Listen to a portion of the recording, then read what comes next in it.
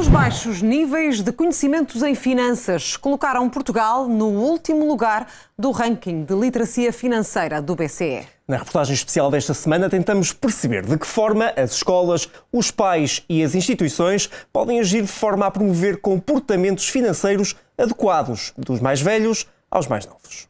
Muitos de nós já ouviram frases como não se fala dinheiro à mesa ou não importa quanto é que eu ganho, tratando desde cedo o tema de dinheiro como tabu. No entanto, nos dias de hoje estamos bombardeados por livros, aplicações, podcasts ou vídeos onde o denominador comum são fórmulas rápidas, simples e eficazes de conseguir um rendimento extra ou mesmo atingir a liberdade financeira.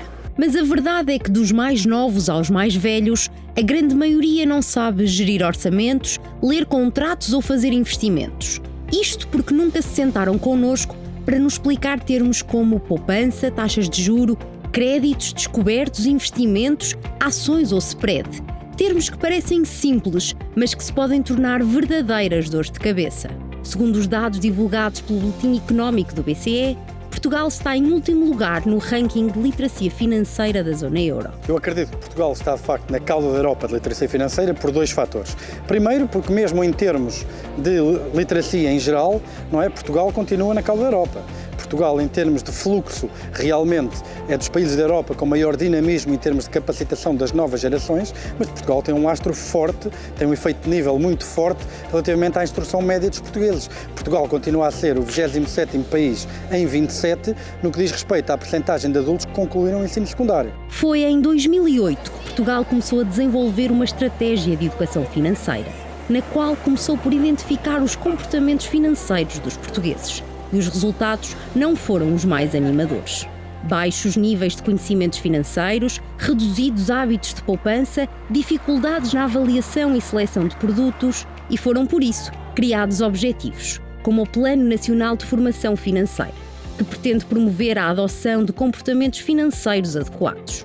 Pedro Brinca, economista e professor universitário, refere a insuficiência da literacia financeira na generalidade das escolas. A educação obrigatória visa dotar os indivíduos de um conjunto de capacidades para que possam exercer a sua cidadania de forma informada e responsável. E hoje eu não consigo conceber como é que é possível exercer essa cidadania, usar um cartão de crédito, fazer um contrato de empréstimo à habitação, etc., sem ter um conceito básicos como são taxa de juros, o que é um spread, quer dizer, que risco é que estão expostos, e este tipo de conceitos básicos não estão ainda incluídos nos nossos currículos. Estão deixados às iniciativas de instituições como o Banco de Portugal, como a Associação Portuguesa de Bancos, a Associação de Corretores, que desenham um plano nacional de literacia financeira que está longe de ter a capacidade que teria um plano curricular integrado na escola pública portuguesa, porque já existe um plano nacional de literacia financeira. Se os tópicos estão identificados, existe uma curadoria de conteúdos. Falta uma decisão política de querer meter isto nos currículos. Há uns anos atrás houve esta decisão de meter isto numa espécie de área escola, mas depois, como não estava sujeito à avaliação formal, o pessoal também não ligava muito àquilo. Entretanto, contaminou-se um bocadinho isto por causa dos outros currículos mais polémicos da disciplina de cidadania, por exemplo. Eu acho que tudo isso serviu para contaminar um bocado esta discussão. Mas embora as escolas não forneçam, na sua maioria, as bases necessárias de literacia financeira, uma vez que a disciplina não faz parte dos currículos formais, têm sido feitos esforços para transmitir conhecimentos aos mais novos. Era a família Moedas, que era o pai e que guardavam muito bem o seu dinheiro para depois pouparem para conseguirem coisas para objetivos futuros. Sim, foi Junior Achievement. Sim, foi. E nós falamos com duas senhoras que nos explicavam sobre o dinheiro, as profissões dos adultos que recebiam dinheiro, pronto, e também gastavam. Como nós deveríamos poupar e gastar o dinheiro. O Junior Achievement Portugal é um programa inserido numa organização sem fins lucrativos, que pretende assegurar uma educação empreendedora nos diferentes anos de escolaridade.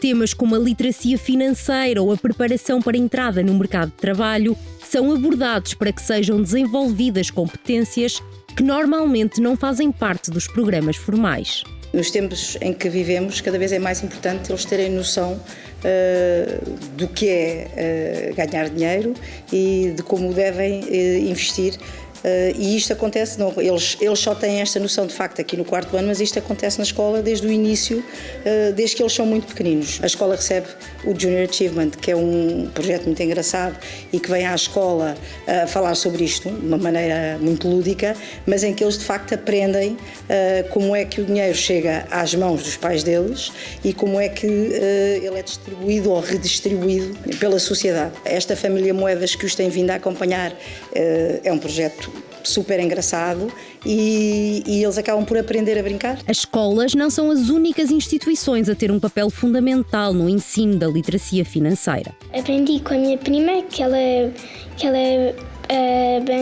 bancária, e ela explicou-me e depois explicaram melhor os meus pais. Quando a minha mãe disse que ela ia poupar, ou seja, pegar no dinheiro e poupar para pôr no banco, para quando eu quisesse, eu pudesse tirar esse dinheiro quando eu for crescida e usá-lo para alguma coisa. Ela disse que era importante poupar, porque se nós gastarmos logo as coisas, nós depois podemos querer, quando formos maiores, podemos ter coisas mais importantes do que elas e depois arrepender-nos. O meu pai não gosta de falar disso, diz logo.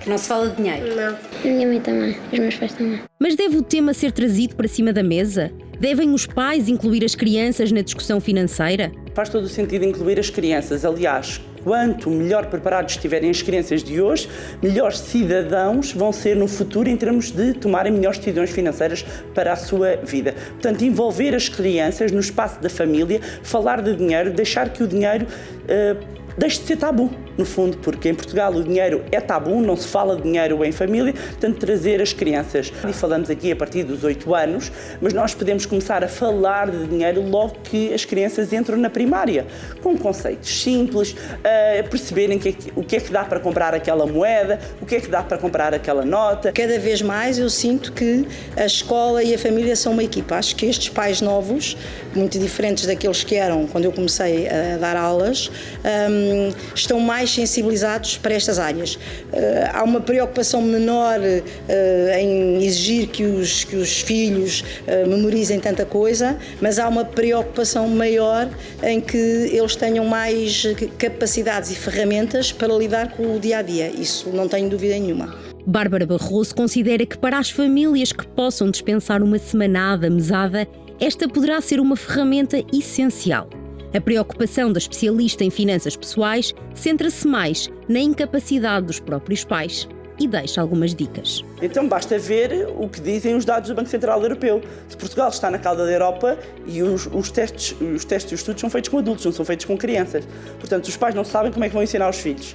Portanto, isto acaba por ser, perdão a expressão, uma pescadinha de rabo na boca e não conseguimos sair daqui. Uma das boas práticas está relacionada com fazer o orçamento, elaborar um orçamento ou fazer um mapa de fluxo de caixa. O que é que isto quer dizer? Eu vou apontar todas as minhas receitas, todas as minhas despesas, vou categorizá-las, vou entender a periodicidade de cada uma das despesas. Isto é importante porquê?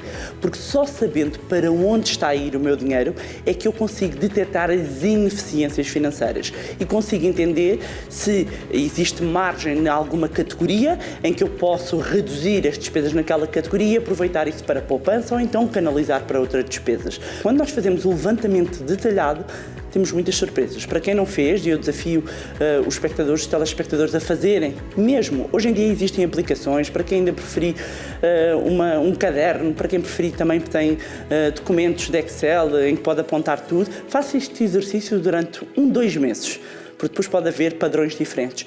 E verifiquem, então, quais é que são os destinos que estão a dar ao dinheiro. Entre 2 produtos, tenho sempre a sensação que nos bancos me estão a enrolar ou a enganar.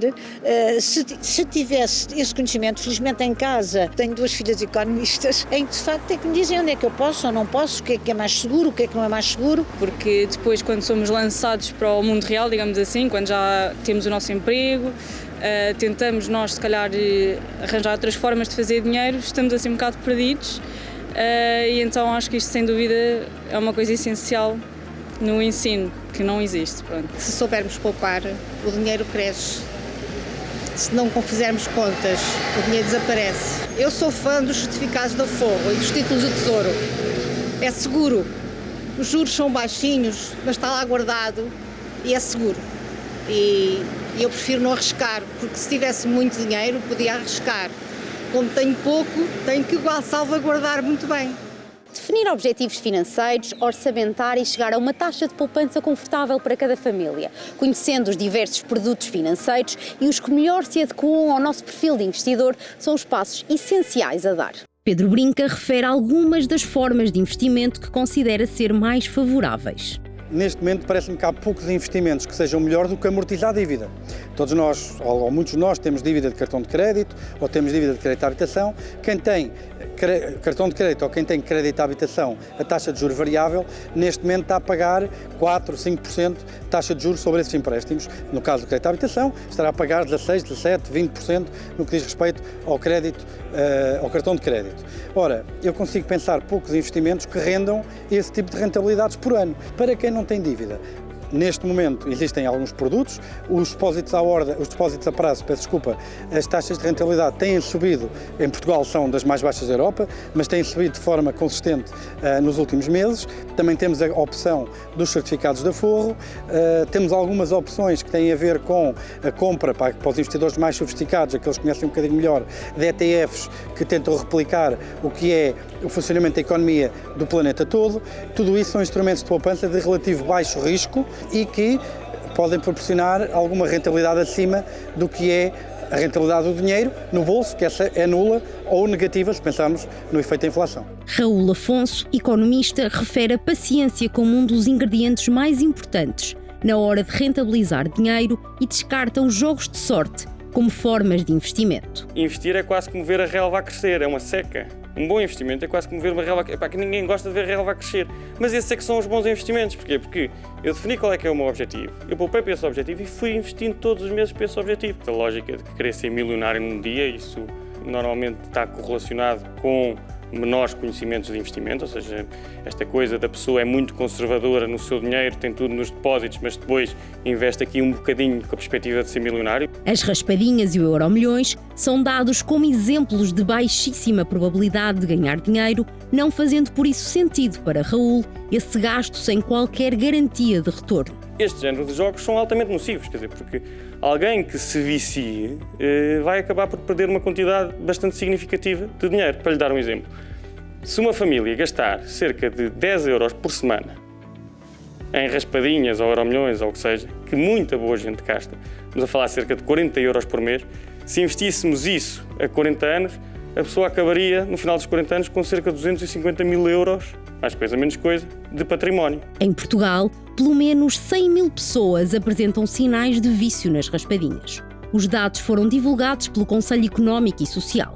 Os que mais jogam correspondem às pessoas socialmente mais vulneráveis, com menos posses e com mais idade. Momentos de maior ansiedade financeira podem ser uma alavanca de incentivo ao jogo. A ansiedade é eu não saber o que é que vai acontecer e começar a projetar quadros muito maus. Eu trago um futuro negativo para o meu presente. A previsibilidade e a estabilidade económica, financeira, fiscal, reduz também ela a ansiedade das pessoas. É importante que as pessoas percebam que, quando falamos de questões financeiras, há várias camadas a entender qual é que é a causa e ir buscar logo ajuda. Se eu não tenho as ferramentas, eu vou pedir ajuda. Se eu, por exemplo, sinto que não vou ter capacidade para pagar o meu empréstimo, eu não devo esperar entrar em incumprimento para contactar o banco. Há várias redes, inclusivamente, que fazem parte de apoio por parte do Banco de Portugal e várias redes de apoio a pessoas em situações, por exemplo, de sobreendividamento. A vergonha ou o desconhecimento levam muitos portugueses a recorrer a uma ajuda apenas em situações limite, quando a resolução destes problemas poderia ser até fácil se fosse pedida atempadamente. Não há fórmulas milagrosas ou esquemas que garantam um aumento exponencial dos rendimentos de cada um de nós, mas é essencial a aposta na literacia financeira para que dos mais velhos aos mais novos sejamos mais capazes de gerir e investir. A educação financeira empodera e que a educação financeira permite romper a pobreza entre gerações. A educação salva. A educação salva pessoas e eu não tenho a menor dúvida disso.